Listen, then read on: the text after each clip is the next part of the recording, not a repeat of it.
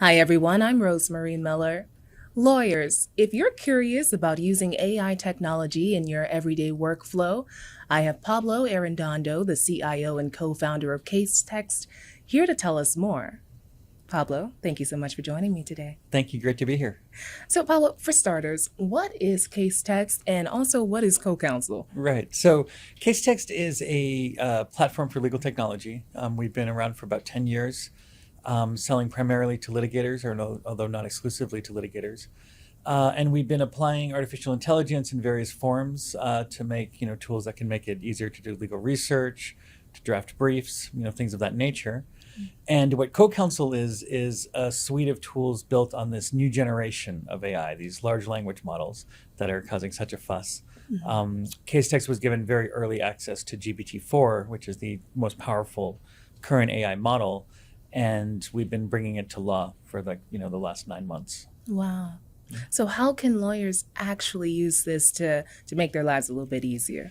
Absolutely. So, I mean, the important thing to understand with this technology is that there's a big difference between using it correctly and using it incorrectly. And what I mean by that is you can't just go to a chatbot and ask it for legal research, right? It's unfortunately capable of hallucinating fake case law. It's not up to date, etc. What you can do, though, and what CoCounsel does is we leverage the technology but anchor it into truth, right? Which is to say we use something called retrieval augmented generation, where you can only base your answer off the real case law that we return to the AI system, as opposed to trying to answer off the cuff, if that makes sense. And so, for reasons of hallucinations, for reasons of security and privacy, basically everything we've done working with OpenAI has been designed to make this something that lawyers can use, whether for legal research, data mining contract law, preparing for a deposition, e-discovery. There's really a number of different ways you can apply it. So does this work for any lawyer or is it specific kinds of lawyers? So, because law, the whole thing is a castle built of language, and this technology works at the fundamental level of language, we found that it's amazingly flexible in terms of where it can be applied. So our beta clients include in-house counsel at Fortune 50 companies, but also, small boutiques, nonprofits, and some of the largest law firms in America as well. Really? So what's the feedback you've been receiving from it? It's been quite good. I mean, I think, in the beginning, there's a little bit of, a little bit of discomfort, I think. Language is something kind of uniquely human. And so when we see computers able to mimic it so well, there's something almost a little unnerving.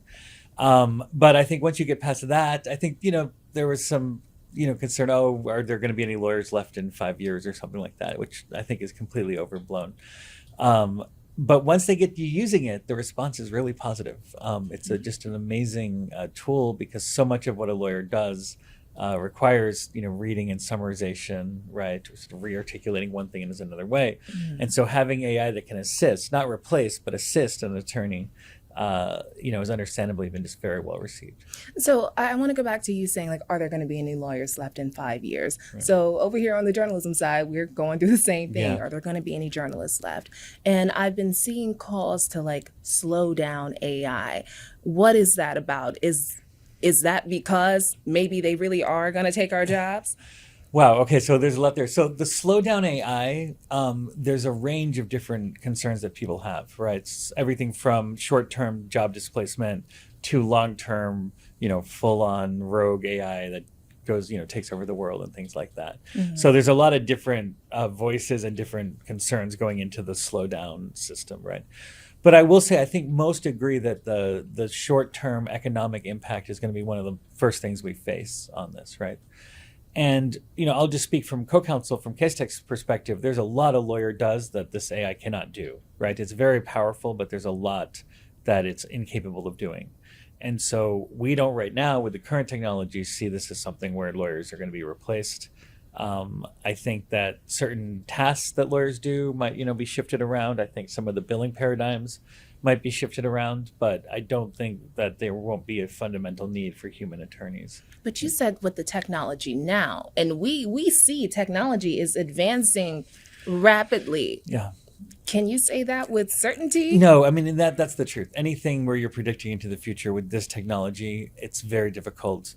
Much brighter minds than mine disagree on some of the stuff as well, right? So it's not something where I think anyone can claim certainty. That's the truth. So if I'm a lawyer and I want to get started with Casetext and using CoCounsel, what's my first step? Well, I think, it varies a little bit. If you're at a big law firm, I think we have certain, there's executives that are assigned just to your firm that you work with for that. If you're at a smaller firm, I think you just get on the wait list, and then we're having to triage people to get on because there's just a lot of demand. But get on the wait list, and as soon as we can, we'll get you processed and in. And so, not to send anyone to your competition, what should a lawyer even look for when looking for a legal AI assistant? Yeah, so I mean, look, I think that Casetext was very early to this. We're not going to be the only ones working in this space, nor should we be.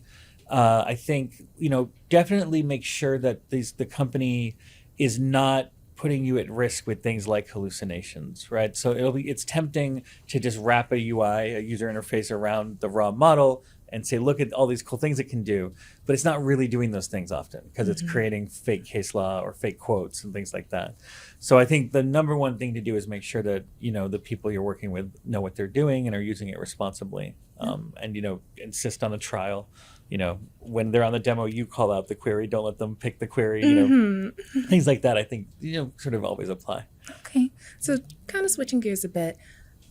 You all are working with OpenAI, right? Could you tell me about that partnership? How did it happen?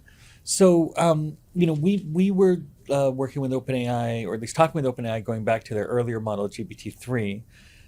When they showed us GPT-4, we just realized right away what a profound breakthrough had happened. And getting to be in the vicinity of OpenAI during that period leading up to the release of GPT-4, it will always be sort of one of the most exhilarating and intellectually rewarding periods of my life. They are such an amazing group of people. And, this was something where, they were putting out variants of the model and we were testing it on different legal tasks and giving them feedback. We got to contribute a little bit of what's called reinforcement learning, where some of our reference attorneys got to go kind of teach the model how to do one little task a little bit better. So we got to collaborate with them closely, which I will be forever grateful for. And then mainly it was about, our job was to communicate to them, look, if you want to bring this to the legal domain, here's how things have to be, right? You can't have them donate their data to train another model, right? Lawyers aren't going to do that, right? It needs to have certain privacy, certain security. Obviously, you can't have hallucinations and things like that. So our role was basically just being a domain expert, right, for our little niche and helping, translate that to them. And, I'll never forget, there were moments, we had one client as the California Innocence Project, right? I mean, we're talking getting innocent people out of jail, right? And he had this great write-up about the work he'd done and how he'd been using CoCounsel to do it. And some of the engineers at OpenAI read that and said, this is why I got into AI. Like, this is the kind of stuff I wanted to do. So it's just been, I'm eternally grateful for the chance to have gotten to work with OpenAI and for the work that they're doing. Do you fear that being too niched may be problematic in years to come? Because maybe I'm wrong here, but in my mind, when I'm thinking of like how ChatGPT works, the goal is almost for it to operate like a brain.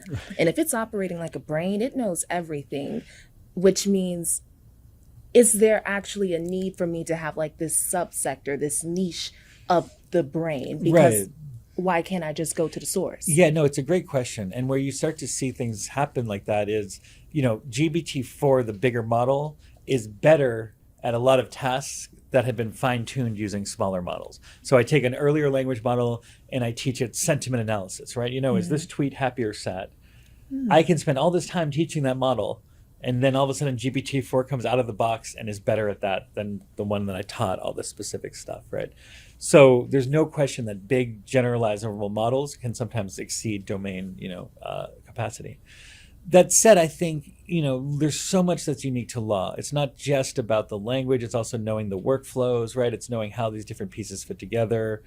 That I do think there'll always be a place for sort of domain-specific applications, if that makes sense. Okay. But yes, certainly in terms of the underlying technology, these massive language models are in fact, I think, the state of the art, even over domain-specific trained models. So what's next for Casetext? Well, I think we've just been given the privilege of getting to help bring GPT-4 to law, and I think we just want to earn that privilege every day. So a lot of that is education, and going out and talking to folks. A lot of people have a lot of questions about this stuff, and it's new enough that we don't really have answers, right? So I think working with firms, both big and small, to figure out, how do you want to evaluate this? What are the use cases you want to apply it? And then when they're ready, kind of helping them ramp it up. So this will keep us busy for a while. So I'm very excited. Thank you so much for joining me today, Pablo. Thank you so much for having me. Yes.